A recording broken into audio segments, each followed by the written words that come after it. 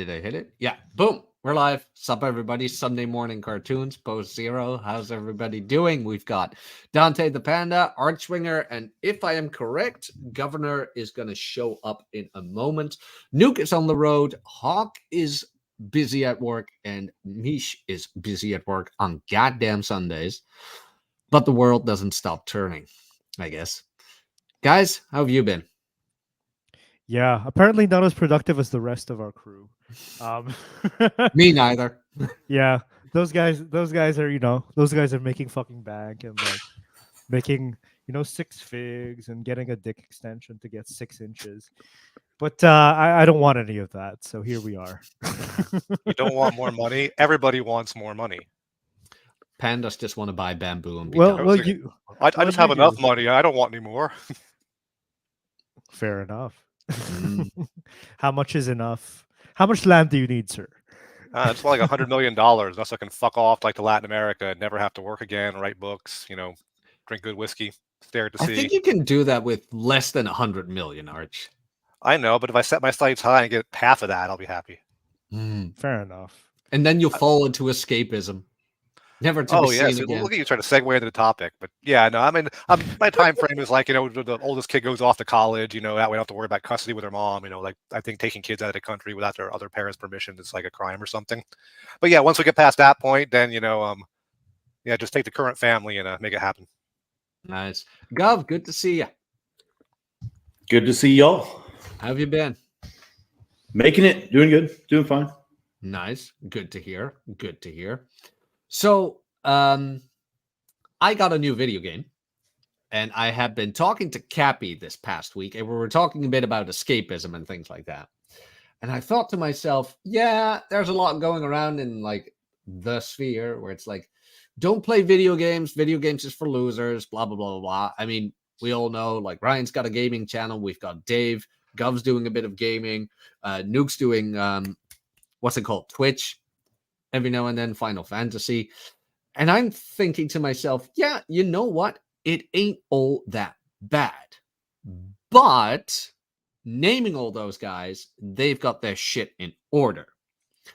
The problem that is actually a thing is that you can kind of lose yourself in escapism where nothing tends to happen.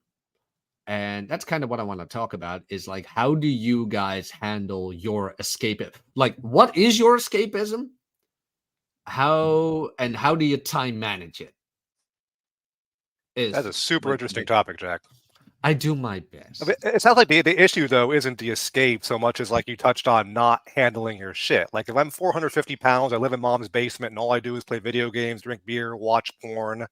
That is my escape, my cope, because my life sucks. I can't hold a job or have friends or get a girl or whatever I want out of life. And, at that point it's doing damage. Whereas, like if I fight with my wife about something and then I go off to the gym, I mean, that is still escapism. I mean, it's a productive use of my escape, but I mean, I still am leaving shit at home I have to come back and deal with. And if I continuously don't deal with my shit, that's the problem. Like what I do to escape or how often I do it. I mean, the real issue is not handling your shit.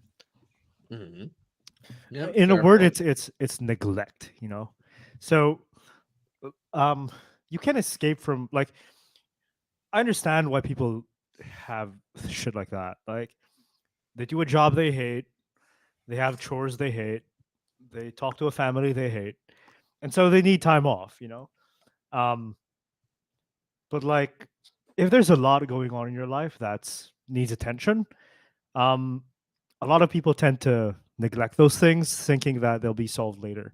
And for a lot of things, maybe it could be, but there are also a lot of things that just need attention. You're the only person who can address them, and it's hard to impress upon some people that, hey, this isn't gonna go away. Yeah, and I don't know how to impress that upon people and tell them, hey, spend some time on this for a bit. You can come back to the video games afterwards. Mm-hmm. So, I mean, view it as we don't need to impress anything on people. This is just 4 guys hanging out. Like, how do you?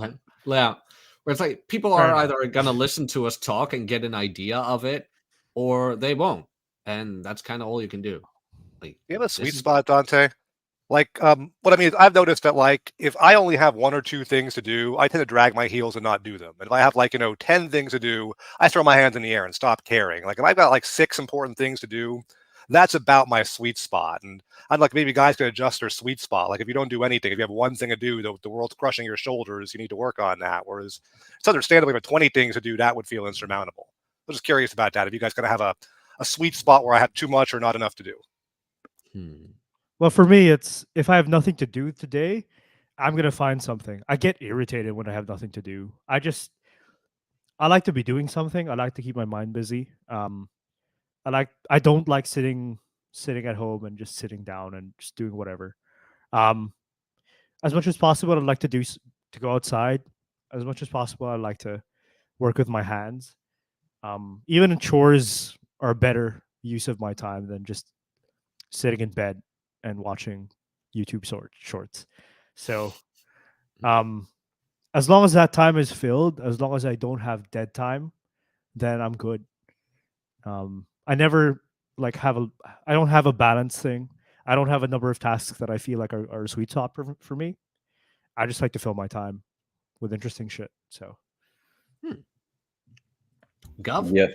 Yeah. I used to be the king of escapism. I used to try to escape all of my anxieties, all my worries, everything that triggered any kind of depression I may have had back then. And to combat that, my method was always making myself a to-do list every day. I like to write something out, check everything off. Once I'm done with that, I can escape to my Pokemon land if I wanted to. But you bring up a good point. That's what I always used to do. And right now it's just a habit where it's like, first thing I do in the day, and depending, let's say if I needed to narrate something.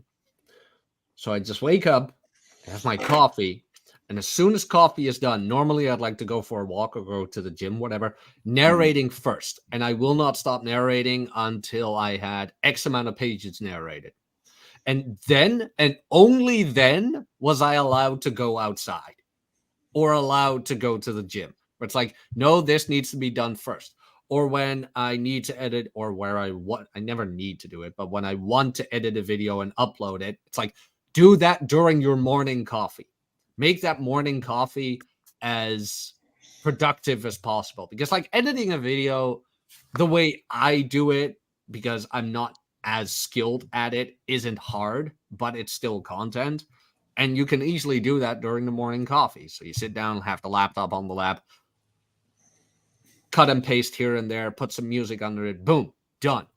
That's already something done.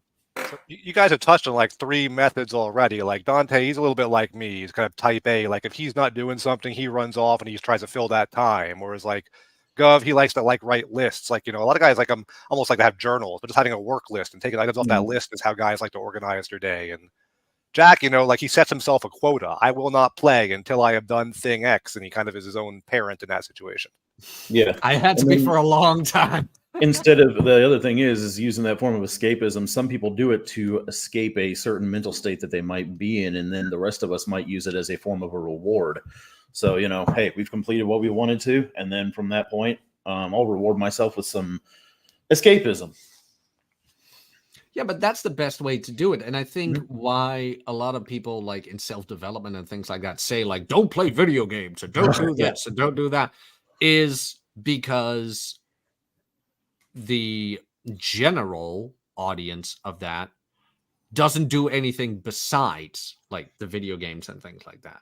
Yeah. Like, yeah, I play video games, but I still work out and I still go for that walk and I have the diet in order and things like that. There is a priority list, sort of say. Now, in all honesty, when that priority list is done, I could lose myself. Like I'm playing a great game right now. And that, yeah, I was telling Cappy about it, and that's how I got the idea where it's like, yeah, this is all fine and dandy, and I love it, but if this goes too far, it's like, no, then productivity will suffer because of it. So taking a step back, what do you guys think the root cause is? Like, I mean, handling your shit can be rewarding, but can also seem insurmountable. Like what makes people decide I'm just not going to handle my shit? I'm going to play video games or drink beer or smoke pot or whatever. What causes that? Oh, that is a very good question with a lot of answers. Who wants to go first? That is a good statement. It's almost like it's a point where escapism becomes a vice or an addiction instead. It's like that's the way I'm thinking about it right now. Because whenever it's not something that, but then the term escapism is escaping from something, trying to, as a distraction. That is a really good question. Dante? I got one. So Yeah. at least for me, whenever that happens, it's mostly ego. So it's like the reason I neglect something or I avoid something I need to do is because the fact that it needs to get done says something about me, at least in my head. And by not doing it and by ignoring it, I can also ignore that thing in my head that tells me I'm not the best man of best men, you know? So it by doing it, you kind of have to humble yourself. You kind of have to realize, hey, I ain't shit, and that's okay. I just need to get this shit done, and we can get it handled. I suspect a lot of guys are like that. Um, I suspect a lot of guys are like that because it's uncomfortable. It really is. So I don't blame them for the neglect, but it does add up, and it can make your life worse, in my experience. Yes, that's actually a really good point because I used to be that guy, and it become overwhelming if escapism can take you away from all of your responsibilities and all your duties, all your tasks, everything like that. But then what happens whenever you ignore everything? It all just starts stacking up over time, and it gets extraordinarily stressful.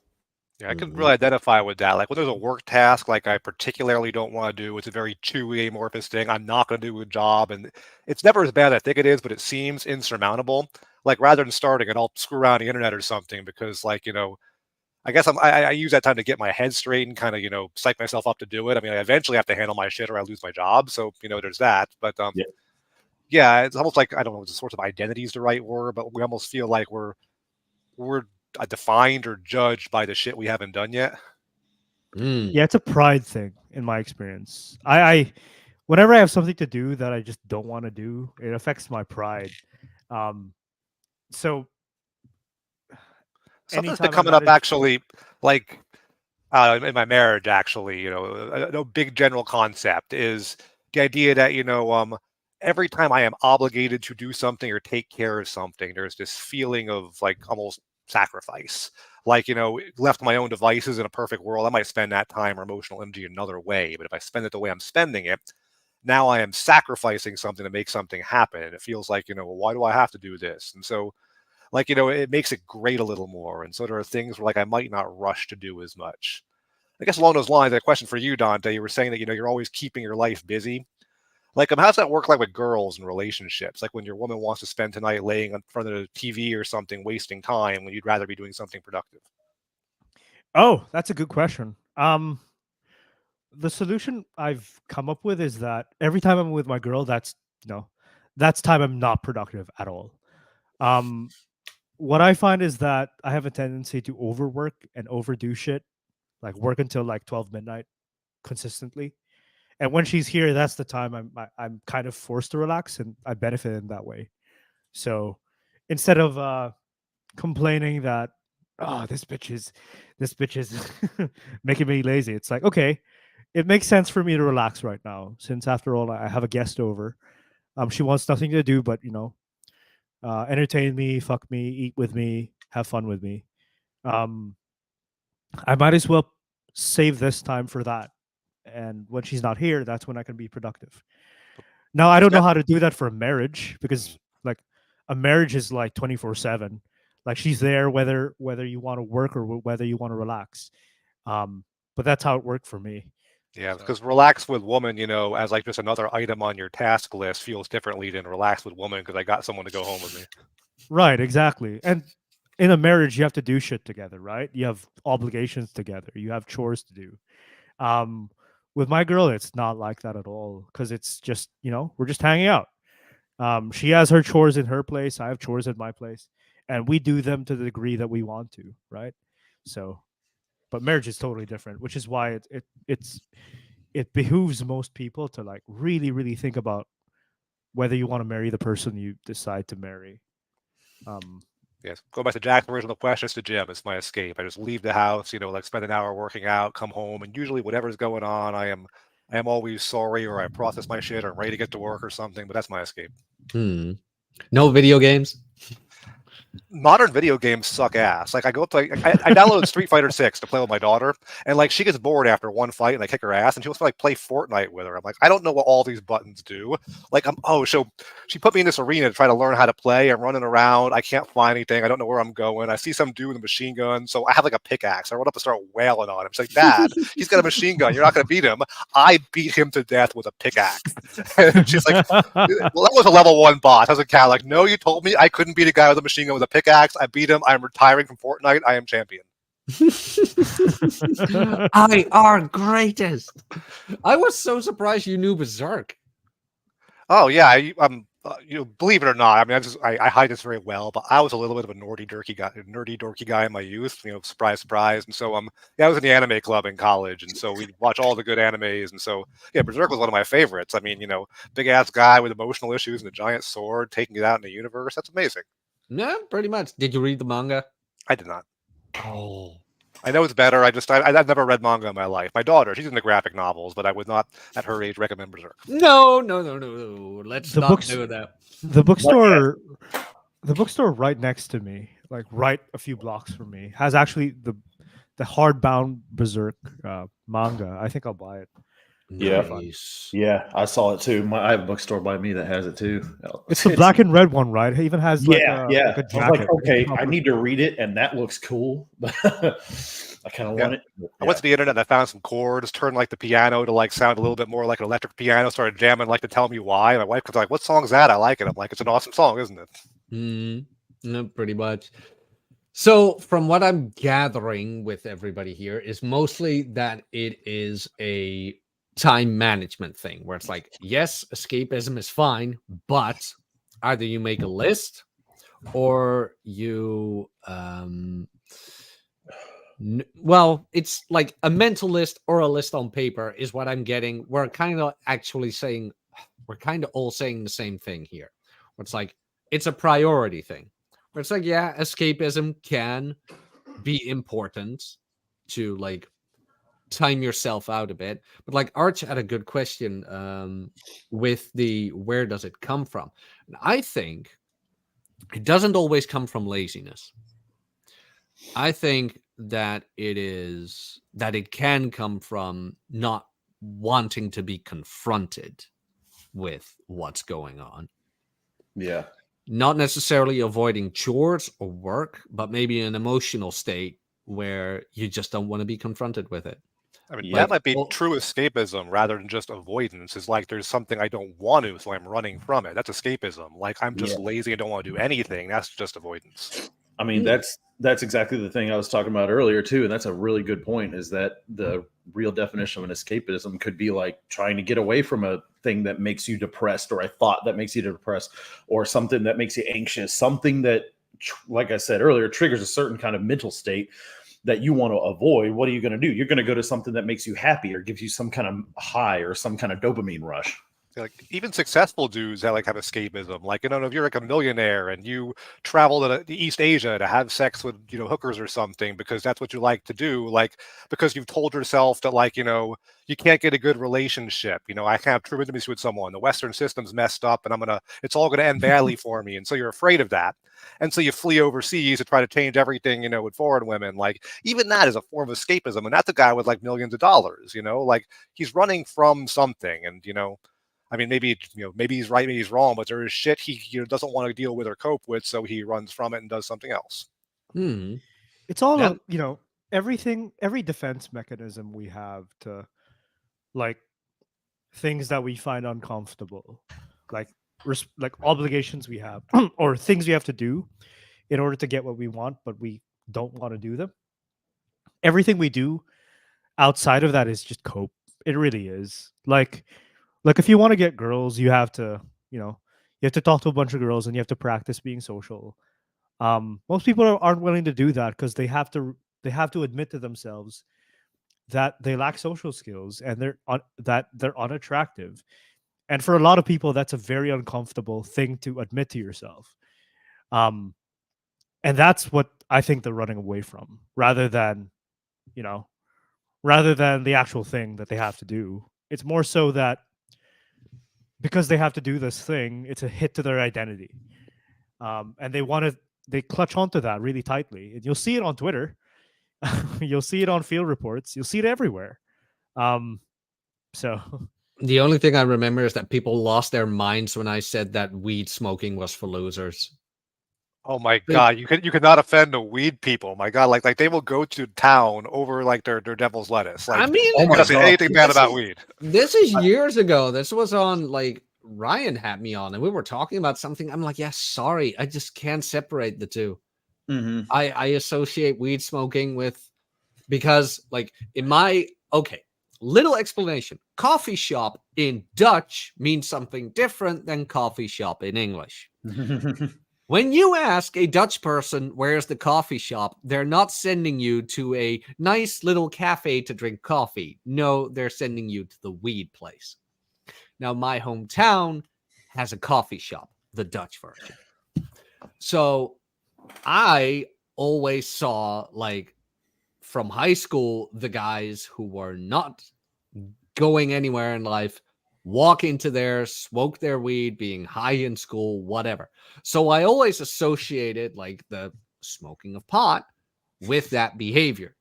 Now, am I bigoted because of that? Do I have a bias? Yeah, I do. I know I do. I'm not going to say like every weed smoker is that. I'm just saying, it's an association. All stereotypes come from somewhere. The Venn diagram of people who use pot and people who are losers has some pretty significant overlap. Not everyone is necessarily a loser, but there's a pretty good overlap there.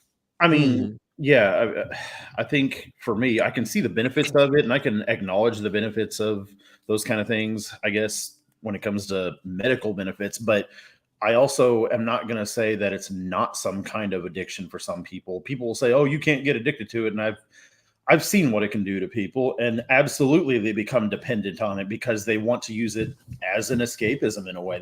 If it doesn't make them high, then they're doing it to get away from something, are they not?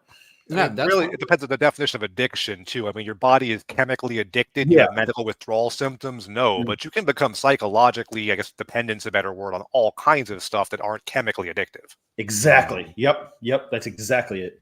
Where it's like it does alter your current mood. It alters your state of mind. It's like can I said, go without it? And like most of the guys I knew from high school who were in it all for. God, this sounds so fucking cliche. I'm sorry, guys. But like all of them came from broken homes, things like that. I myself do too. But they, instead of like confronting what was going on, they escaped in drug use. And not only drug use, then alcohol came with it, and then video games came with it. Now, in that sense, I would say, yeah, video games bad. Sound like what's that lawyer's name? Jack. What's his name? The guy from who hated San Andreas. He wanted to get GTA banned. God, what's his name? Republican guy. I'm still hung up on your ordered list, though. First it was drugs, then alcohol, and video games. You went like an order of decreasing, like, illegality and harm. Yeah, I know, right? Jack Thompson, drugs are like the gateway to video games. Yeah, thank you, Dave. Go subscribe to Dave, by the way. Go to my form of escapism is cursing people on Twitter. So we're fun. Yeah. Oh man, yeah. Twitter is way too much of a cesspool for me to be escapism. Oh yeah, okay. Like I'm taking a break from Twitter, and it's nice. It's nice. Like I have people hit me up like, "Did you see this? Did you?" Nope. No, I did not. Dude, you gotta try Twitter, man. Well, people tried to make money on it. Like it got less fun. Dude, you gotta try Twitter, man. Yeah. It's better than drugs.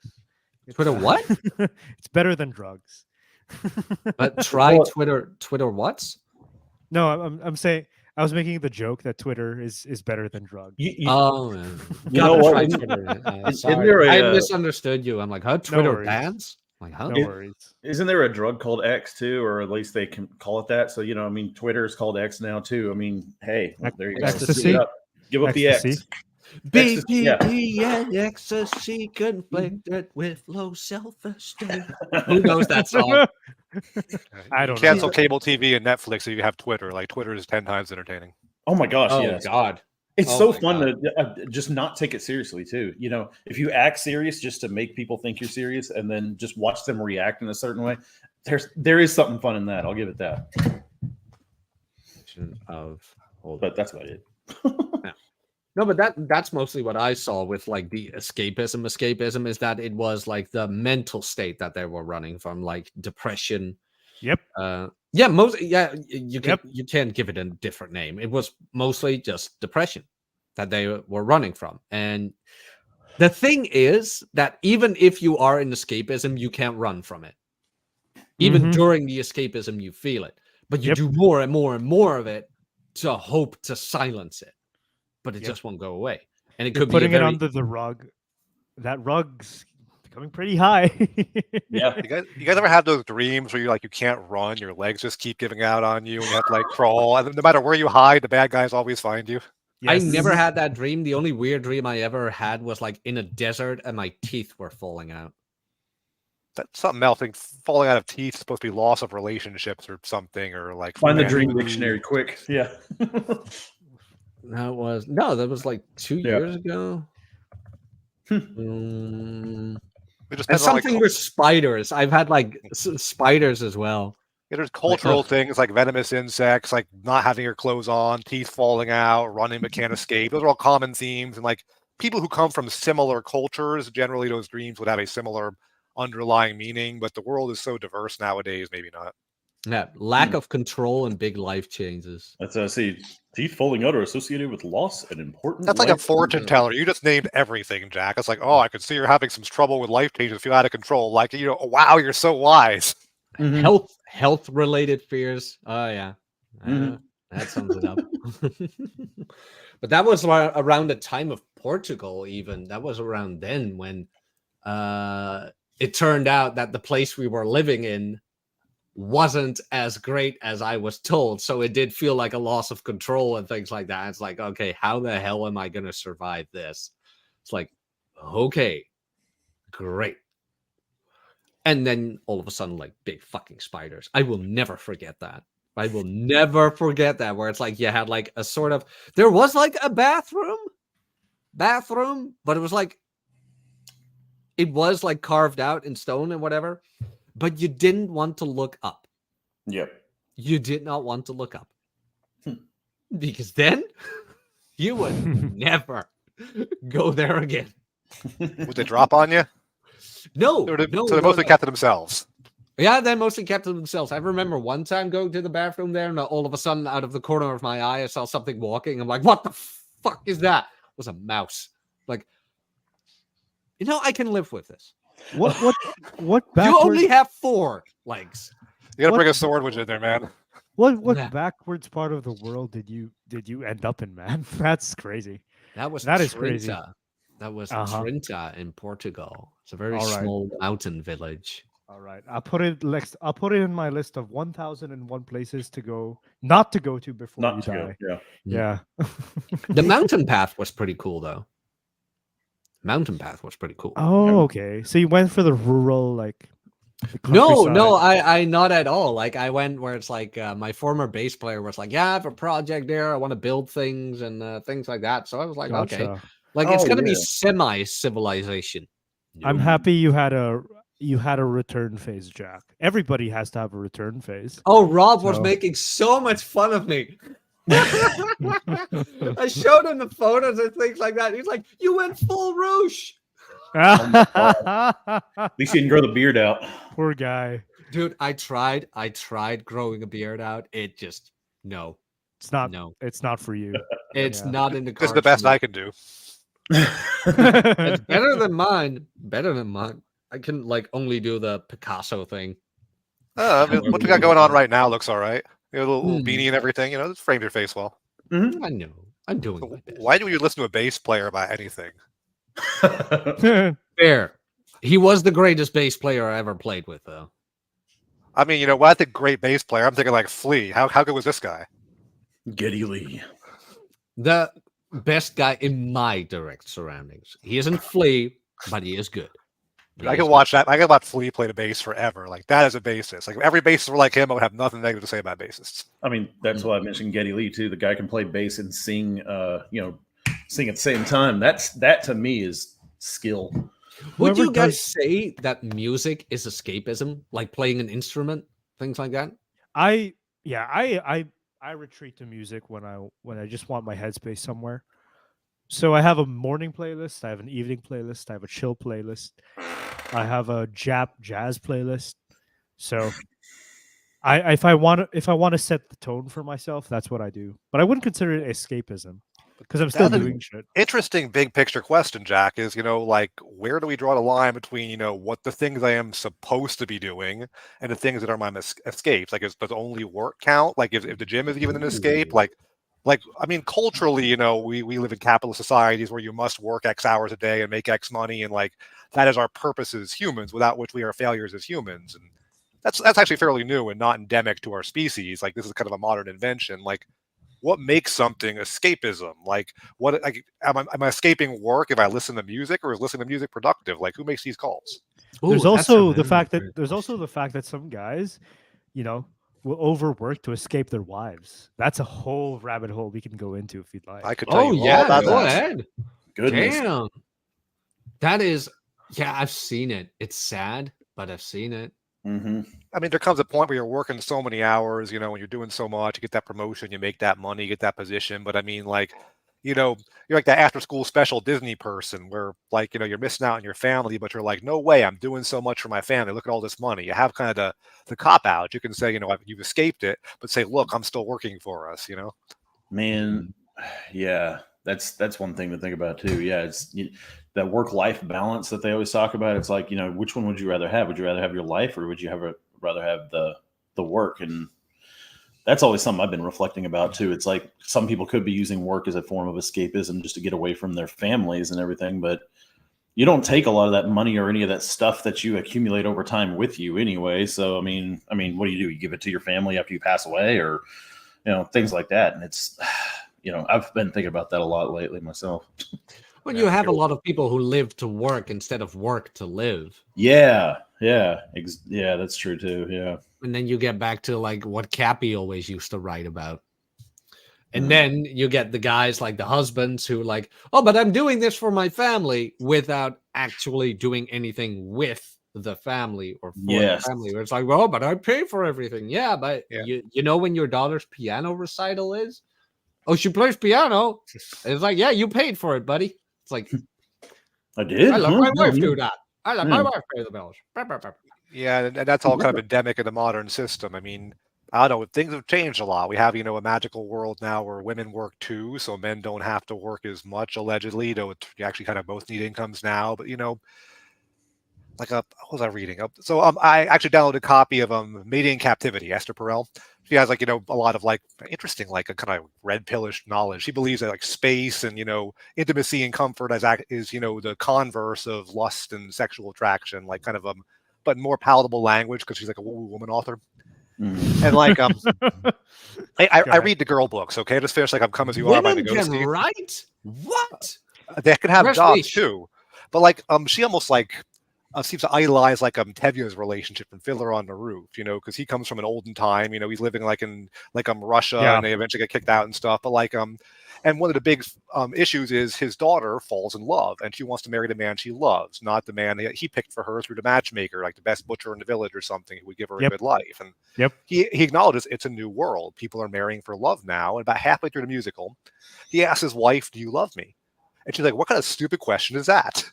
And he pushes her, and she gives like a laundry list of things they've done. We've had kids, we've celebrated joy together, we've starved together, we've fought together. I mean, if that's not love, what is? And so he's like, okay, cool. And like she ends this all like after, I guess it doesn't matter that we love each other, but after 25 years, I guess it's nice to know. And like this comes from like an olden time where like you found a good mate in your close communal space and you learn to love each other. Because also when you live in close-knit spaces, you have a lot of friendships and intimacy in your small village. And with the Industrial Revolution, everyone living in huge urban settings, working in cubicles, we don't have a lot of intimacy in our day-to-day lives. We start to look for that through our romance. And then you couple that with feminism. Now women work. They are not financially dependent on men. So, and in fact, if they divorce you, they get paid to like go have sex with other men, and it's a horrible system. But without that in play, without people having to be together, the drudgeries of marriage are no longer a requirement to put up with. Now, women and men too can demand intimacy, and that intimacy, while being the converse of sex and lust and all that, like it's something people now are relying on their relationships for, almost to the exclusion of all else. This whole like relationships for love. I forgot what I was going upon. I was pontificating on this, but yeah, it's been an interesting societal change where, I would escape my wife by working, but now she works, I don't have to, or at least not as much. And, it's a lot to balance. Well, and that's kind of the weird thing. Like at a certain point, they get to the point where they're escaping each other, I guess. Like going to the gym, like you asked that, like, where do we draw the line of productivity and escapism? I wouldn't say that the gym is escapism. Why not? Because it is a productive activity for the benefit of one's improvement. Now, what is the difference with escapism? I would say escapism. I'm kind of backing myself here into a corner, which is interesting because I like it when I do that, because then I can. What the heck's productive, Jack? Yeah, but then I can always try to talk myself out of it. So let's say, Arch, you brought up the argument with your spouse, and you go to the gym because like and I'm not saying you do, but for an example, let's say the guy is getting to the point in the argument or the whatever where he's like, look, if I'm going to keep arguing or rationalizing or whatever, this is only going to get worse. I'm going to the gym. Bye. Goes to the gym, vents, gets all his frustration out, comes back, is way calmer, can solve the problem, whatever. So he uses that activity to get rid of what might cloud his judgment.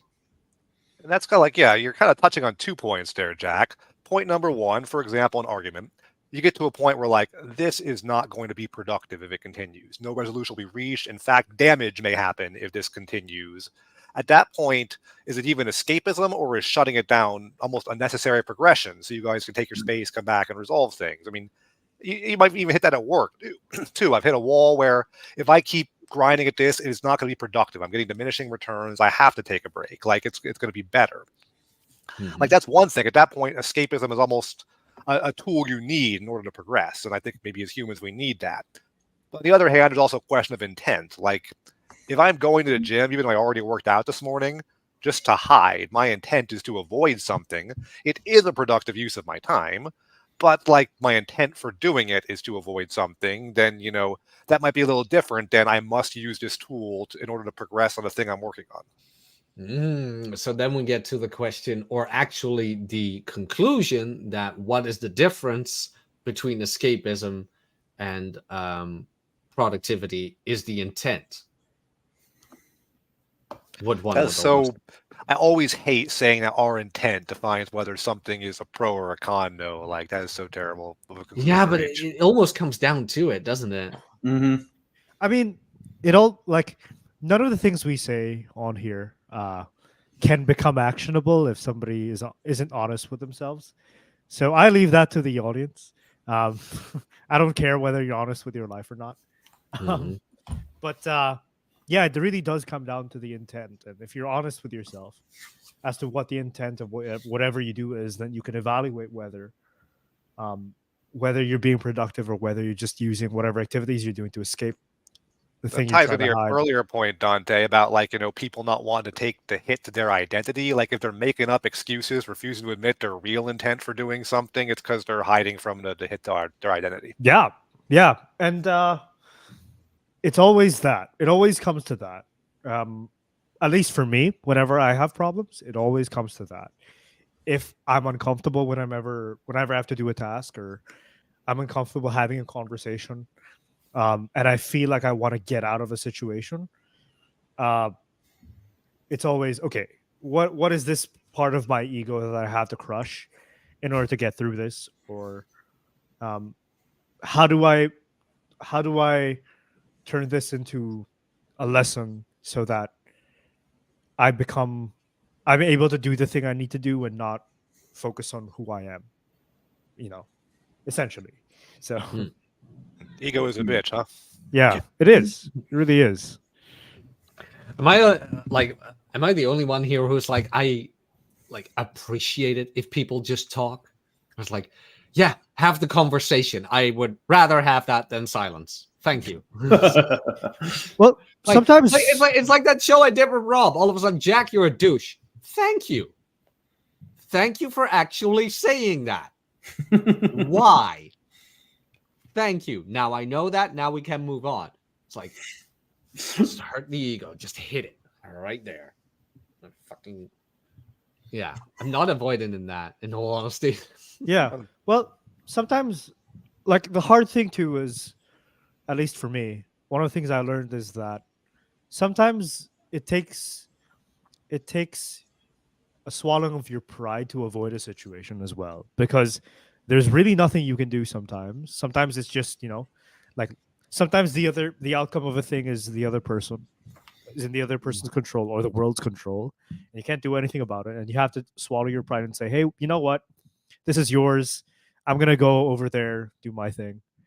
I mean, it's hard for some people. It's hard. Yeah, no, Because- it is. Yeah.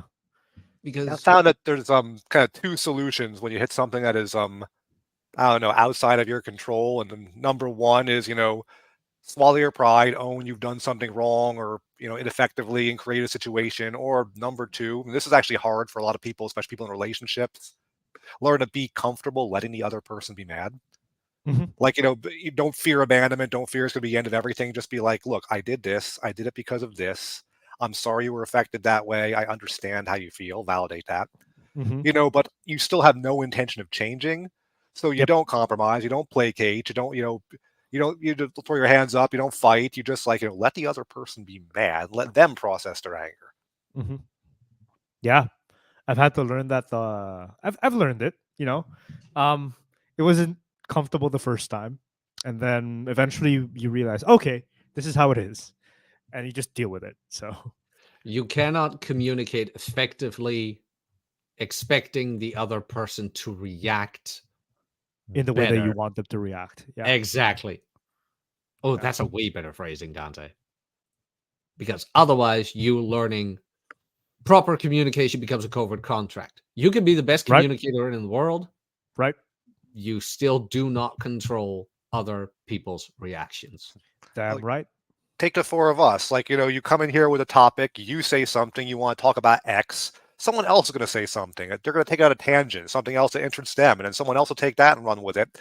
And next thing we know, we're talking about bullshit that's completely off topic, probably boring the first person or something. And and that's just how conversations happen. Is people are going to pick up on what's interesting to them and run with that. And you can't enter with any preconceived notions. You just want to really communicate and shoot the shit and connect with people. You got to let that happen. Then you got to listen, and then you got to pick up on what they say, and then sometimes validate or phrase that back, and then have your own takeaways and say those. To really connect with people is almost a lost art. Oh, for sure. Like the topic here is mostly just a guideline, and I'm surprised we haven't divulged into video games yet, even more. Yet. Topic's interesting, and modern video games suck ass. I only like old games.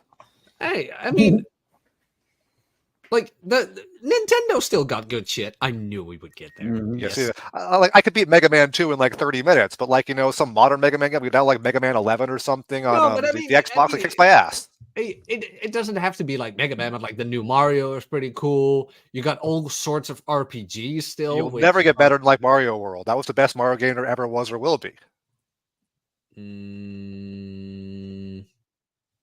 I see your point, and it's not that I I don't know. Do I?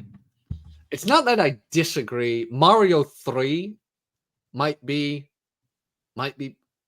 What is better? What I is think better? Mario 4 took all of the good ideas in Mario 3 and made a smooth, better gaming experience and added to it. Fair. Good point. Good point. Mario 3 was revolutionary. It was great, but Mario 4 made it better and smoothed it out. Nah. Ever played Mario 64? I did. I suck at it. Really? That's actually still one of my favorite Marios, in all honesty. I can still get all 120 stars. Cannot relate. I'm just a Sega degenerate. I don't know anything about this Nintendo stuff. Well, Sir. except Sir. Pokemon. Well, Sir, do it and back in what- the olden days. Like Sega had Sonic the Hedgehog and Mortal Kombat. Nintendo had like Street Fighter and Mario. Mega Man X, but that was on PC. That one, but I do love Mega Man all over, so I guess that's Nintendo mostly. Yeah, we were talking Street Fighter 6 earlier. I'm not touching that. I don't touch fighting games that don't have my favorite characters. That's how stubborn I am. So if there's a character if it doesn't have a character I like, I don't want it. So, Wait, Dante, do you played Minecraft? Oh yeah. So And you're yeah. I didn't have a childhood like you guys had. My parents are very they were raised very quote unquote traditional. And so for me it was study, eat, sleep, and that was it for most of my childhood. But I've recently been getting into Minecraft. I might get into Pal World as soon as I get my PC fixed up. But I recently on the whole Nintendo thing, I recently watched the Tetris movie. Have you guys seen that? That's I wanted to really see good that. movie. Yeah, That's I a wanted to really see good that. Tetris movie? Is that you mean the movie about the creator of Tetris? The movie about the guy trying to fight for the rights to Tetris in the US. Yes, That's a really I've good movie. seen that. That is good. See, It's when a you say a very good Tetris movie, movie. we're all picturing like animated blocks having conversations or something. Yeah, I'm like, huh? Because I did see that film, like the guy needs to fly to Russia and things like that. And he Right. speaks with the Nintendo people and they show them the Game Boy. And Yeah, That was I had the super same exciting for me. when they mentioned a Tetris movie. I thought the same thing. You know, blocks just like talking with each other, fighting each other, making them disappear. I thought the same thing with the Gran Turismo movie too. I thought, what, a racing movie? That's exactly what it ended up being. nice. No, But it's not great. You guys Yeah. got to check that out. It's a fun movie. It's a fun No, watch. it is. I've seen it. It's actually pretty good. Like Yeah. I don't know how much of it is exaggerated, but what the hell with the Russians? They had to get the Wow. right from Russia, but then the Russians sold it, and then nobody had it. It's like what in It was so messed up. It was really messed up. But like it's so fun to know that this classic game that we all love is just some guy who was bored at work, and he decided to do something that he and his coworkers wanted to play with, and then everybody in fucking Russia was playing it, and then like other parts of like this that Soviet bloc era were playing it, and then somebody tried to sell the rights, but there was a misunderstanding between it's just fun, it's fun. It's a different time, like when some dude will code something in his spare time for his friends and it'll just be fun. Like, in the modern day, like I said something smart on Twitter. How can I monetize this? Right. Like everybody's not into the actual thing anymore. Everybody wants to make money off shit. Everybody wants to get clout off shit. That's fine. But I don't know. There's something that's lost when your focus is not the focus, So Yeah. Well, I do get it because the internet has created opportunities that, like, in human history have never been seen. Like, if you make it online, you don't have to be a wage slave kind of thing. But online, you, depending on what your niche is, you kind of have to chase the dragon and keep chasing the dragon. Like, what are the tradcons talking about now? What trad girl did this? Who did that? Who did X? Who did Y? Who did Z? Now, it's easier, I think, I don't know if it's mentally more draining or not than like making spreadsheets. I don't know. Like, I've worked in call centers. The conversations can be taxing. I will not lie about that. It can be. Having to keep up with people you don't even know, don't care about, things like that can be as well, I guess. But you can make a shit ton of more money off of that than spreadsheets. Let's be honest here.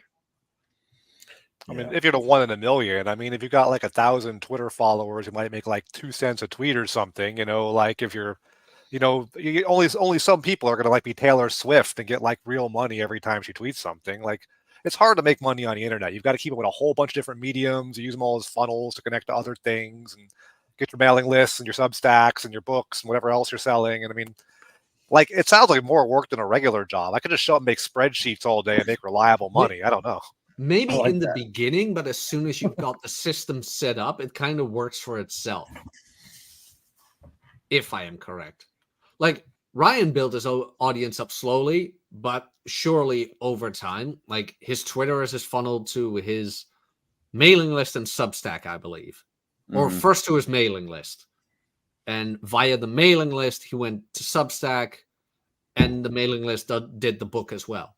But as soon as he got his Twitter built up, then it kind of went automatically because they found him on Twitter, they got on a mailing list, and he types out one email, and that email goes to like thousands of people. You don't have to write the email 1,000 times, sort of say. And with that email comes a book sale. And that book sale also becomes because he has provided good work that can be consumed for free. So that's kind of where all that comes from. Like you need to create actionable, valuable content for free. Get some attention on Twitter. So every now and then you do have to cloud chase to get people interested. Like, what's that phrase he always uses again? Come for and leave with self-actualization. Come for the chicks, come to get laid, and then you end up being self-actualized. I think that's paraphrasing that. So you hook them in with like the chick stuff and the red pill.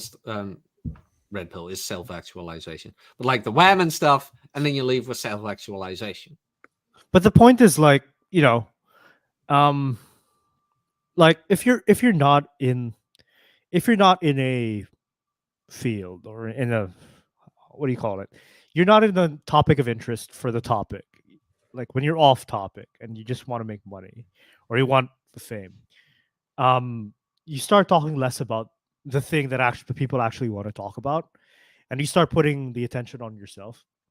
And I don't know. There's something like if you really love something, if you're a hobbyist, if you're really interested in something, that's not something you're gonna enjoy. And in a world where the incentives are to create cults of personality, it becomes an increasingly harder place to find other like-minded people who just want to, you know, pursue the interest. At least on the surface. Like you can go on Discord servers, find some anon person that just wants to focus on the hobby, and you will find those people. But at least on the headline, you're not going to find those. You're not going to find people that are actually there for the interest. That's interesting. That is like a big problem in a lot of hobby communities, like the dangers of escapism. A lot of hobbies become escapism for people. Like I can look up medieval sceneries built out of Lego or whatever on YouTube, but every time you see one of those videos about one of those guys, it is the most unattractive guy you've ever fucking seen. It's like, get some goddamn dental care, buy a fucking razor blade, and take a walk, please. Like, at least be a bit appealing. Just a bit. I know we're all a bunch of fucking nerds, but still, for the love of God, it's not that hard. But that's the same with Yu-Gi-Oh! Tournaments and everything. Like, I went to a Yu-Gi-Oh! Tournament once, and I just left. Where it's like, nah, this is not going to happen. This is not going to happen. I can smell the experience you're talking about, man. Yeah. I mean, the smelliness of, you know, like nerds aside, like what Dante was saying, you can like see a difference, even in our little sector of the internet, like just the people who are shooting the shit on social media who are interested just in human dynamics, and then the people who are like trying to sell themselves, whether they want to get famous and get followers, sell coaching services, write a book one day or whatever. Like, you know, there's like a stark difference between people who want you to pay attention to them and people who just enjoy discussing this crap. Oh, yeah, man. There is, but like even that's a thing too, where at a certain point you kind of lose interest. Say whatever you like, but at a certain point you're gonna lose interest in certain things. Yep. And then what? And then yeah, that's true. And I mean, sometimes even interests come and go. Like you'll lose the interest, and then it'll come back a couple months later, and you want to pursue it again. That's where my brain always goes. I'll play this. Oh, yeah. I'll do this for a couple of months, and then my brain goes, "Oh, I want to try this now, or I want to do this," and then I'll come back to that other thing later. But yeah, Yeah, no, I have that too. Got to escalate your drug of choice. I mean, first you're like you're posting bullshit on Reddit, and then you're on YouTube on Sunday morning cartoons with a bunch of manosphere guys, and you just got to keep escalating your drug of choice. Those red pill guys. Those RP Evil. guys. We need to have a background of like the Legion of Doom, or what's that called? What's the hangout called? I know Superman is the Fortress of Solitude. Yeah. What does Dr. Doom have? Or whatever the guys are called. What is their hangout called? Castle Grayskull is He-Man? What's Skeletor's called? I don't they have Fortress have a name? I was gonna say, yeah, I was like Legion of Doom. I knew about that, but it's been so long. All evil hideouts need to have a badass name. I know the Decepticon flagship was called Nemesis. Yeah. But I only know that because of Beast Wars, because they brought it back, which was a pretty cool episode. In all honesty. Nemesis is just such a cool name. I mean, the ship itself is pretty dope too. Yeah. But yeah, I don't know what I want to add more to that. Actually, like Dave brought up a good point. Even worse hobbies become identities. Yeah, like even in the fitness industry, and I've said it before, and I will say it goddamn again. It's like people make diet their identities. I'm a carnivore. I'm a vegan. It's like, yeah, shut up. Just do what you do, and then if somebody asks, "What's your secret?" Hey, this is what I do, and then see if it works for them if they want to try it. But instead of making it your personality online and that's all you are, I'm this and that. Like I say that I'm that or whatever, or I say like something on my Twitter header, but it's not supposed to be taken seriously. I know some have taken it seriously, but it's just I used to be a drummer. Beating things is now my identity. Women everywhere. well. By the way, I'm single, right? Hopefully. What's a drummer without a girlfriend? Homeless. He's got to be hitting something. He got to hit that. Yeah.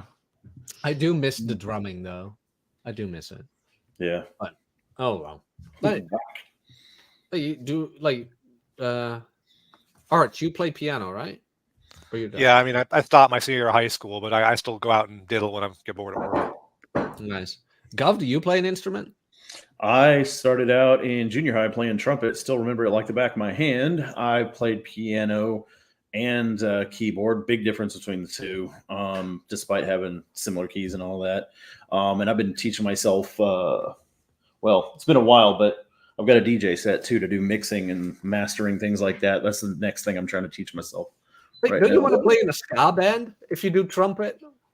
Ooh, yeah, that would be cool. Yeah, I miss my trumpet. I don't know what happened to it. I want to get another one just so I can have it because it is fun to play, but holy smokes, is it loud? Yeah. Aside, women do like music. Like when you have a woman over at your house, you can play piano and sing to her, like as a panty dropper. Yep. In high school, it wasn't the best outcome where it's like, hey, let me drum you a song. Whoops. 15-inch hi-hat, 18-inch crashes. That shit was loud.